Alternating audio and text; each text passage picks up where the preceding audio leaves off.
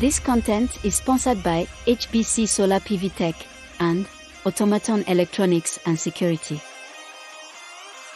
1 Productions presents Living Off the Grid in the City. I've been keeping myself so busy, pushing out the misery. Hello, this is Hector Vladimir on the first recording of my radio show, my brand new radio show about energy, more specifically about living off the grid with solar, wind, and water energy. This show is, for right now, dedicated to the techniques, the philosophies, the science, and the technologies that would help you to live off the grid. When I say off the grid, I mean off of the energy grid that is a for-profit system which is set up to charge folks or collect funds from folks for the service of energy, to provide you with energy. And what I advocate in this radio show is, like I said, the several ways, which are many, to get off that for-profit system. Why? Why would I bother to make such an effort as this radio show would require to tell folks about getting off this grid? Why is it so bad, you ask? And I answer, it is bad because it is monopolistic. It is bad because it is bonding, meaning that it basically makes you dependent on the system to the point where you cannot function without it. Another reason is because it is harmful for societies in third world countries. For example, and most prominent are the mining operations that go on in many countries. They use what would be called slave labor, or it could be defined as slave labor. And not to get into the harmful effects of crude oil dependence, crude oil mining, trading, the conflict it has brought about historically, and also the pollution and environmental catastrophes that it has caused. Many of us know that most recently in 2010 there was a monstrous oil spill in the Gulf of Mexico caused by primarily BP's negligence, but also most of us have our hands filled with oil because we support such systems, such industries. So that oil spill caused by BP is not only BP's fault, but is our fault. Not only because we purchase BP gas and products, but we support the industry in general. And this show is just a small attempt, meager, weak, and insignificant attempt to take a bite out of such system. A system riddled with corruption and bad practices.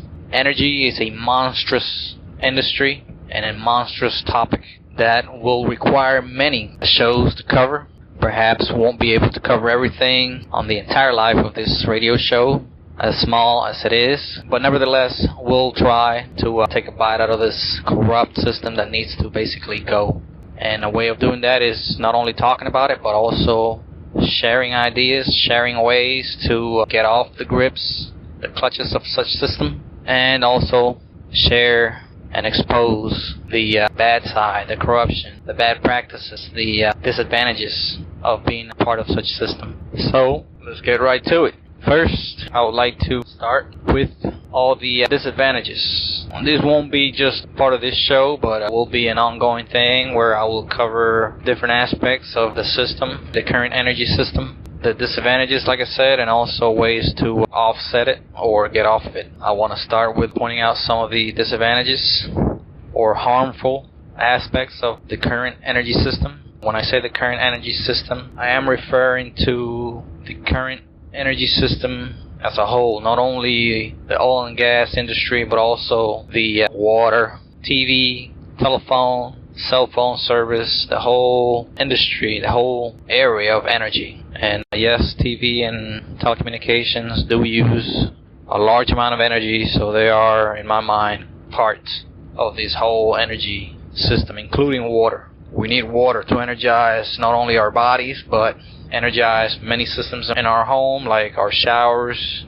our faucets, our kitchen, our toilets. So water, believe it or not, is energy. We will also delve, before I get into the disadvantages of the current energy system, into a little bit of economics, and this is pretty much inevitable because energy deals with economics on its core. I mean, there's no escape. We live in an economic system, whether it's monetary or else, and energy is governed, mandated by economics. So we'll this show here and there mention and delve into economics. And like I said, starting with economics is probably one of the biggest disadvantages of our current energy system. The way it's set up, it robs people, in my mind, of $1,000 over a lifetime, which are unnecessarily expended by most of us. I believe people spend on energy more money than on anything else.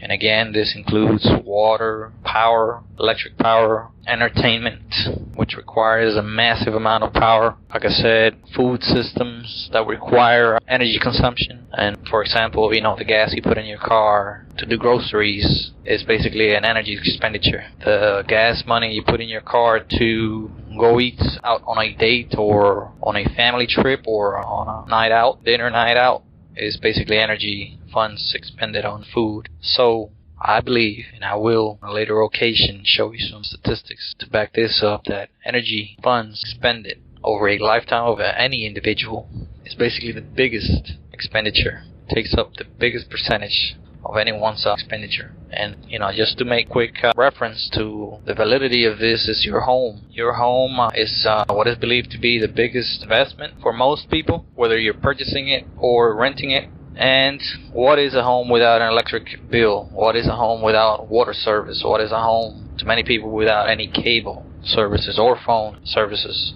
Although phone services are largely going away in the presence of cell phone services. But a home is basically an energy hog. And when you take in consideration the money you spend just to keep up a home energized is tremendous. That adds up to your personal expenditures on energy as well. So I believe that energy expenditure is basically the biggest bill on your expenses sheet. Thus, the biggest disadvantage for the current energy system. I believe the current energy system is highly wasteful, highly inefficient, and it could be improved as far as efficiency manyfold. And it begins with us, not with the power company, not with your cable company, not with the water utility services, county or city. They won't move a finger. They will leave everything as it is unless people demand change. Thus, one of the reasons why I have this radio show, again, as small and feeble as it may be, it is nevertheless an attempt to share, to expose the disadvantages of our current energy system. People spend, like, for example, on average, last time I checked, in the state of Georgia, here in the United States, people spend on average on just their power bill about $180 per month just on their power bill. On average, this is throughout the year. $180 per month is over $2,000 per year. And this is a lot of that energy is not even used. Most people spend most of their time away from their home. A lot of energy basically trickles out of their control. It is charged without even being used, without having any equipment in use. By just having your house plugged into the grid, and even if you're not even there using any equipment, any appliances, that power meter is turning. Yes, it's turning a lot slower than it is when you're in the house using electricity, but it's still turning.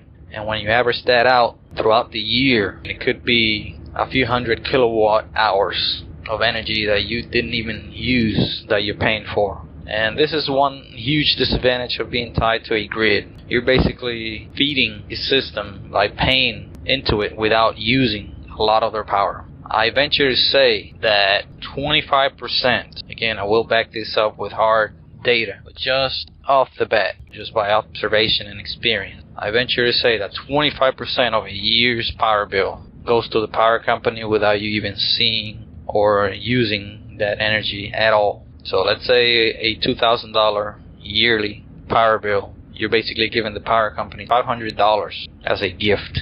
You're handing them a $500 check.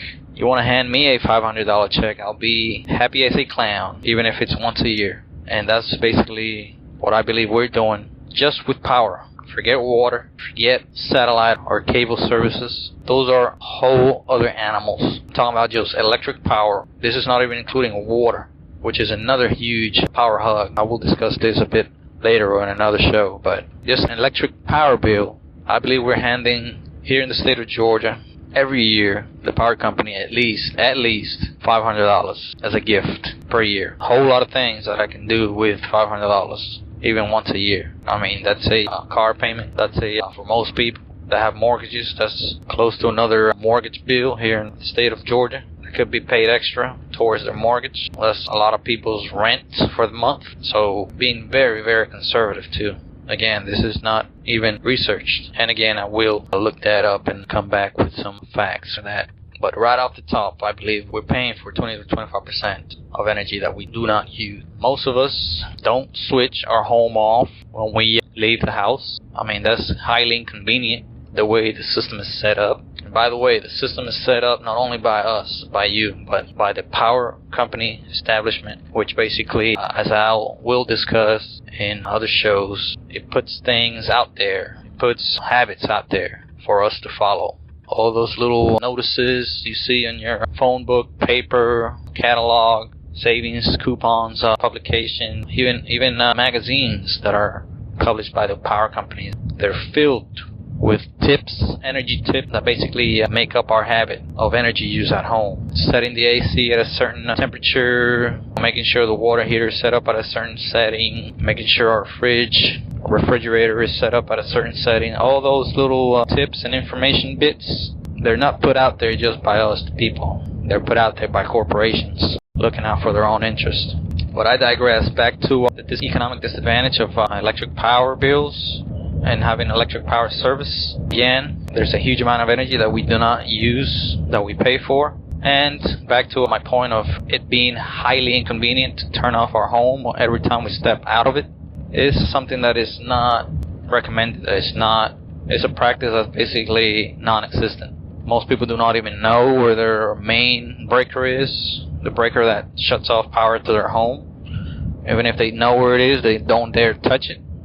That will turn off every item in your home, including your fridge, including your TVs. Even though they're off, they still got power to them, keeping all the settings, time, date.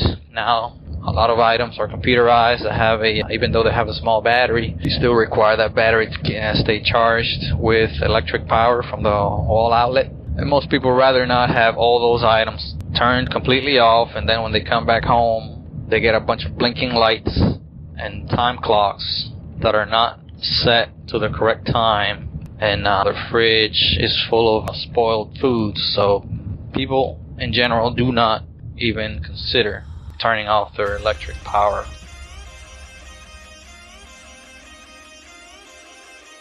This has been a Living Off the Grid recording, and we'll see you next time. Hope you tune in. Have a great rest of your day. Thanks. I've been keeping myself so busy, pushing out the misery. Thank you for listening to this podcast.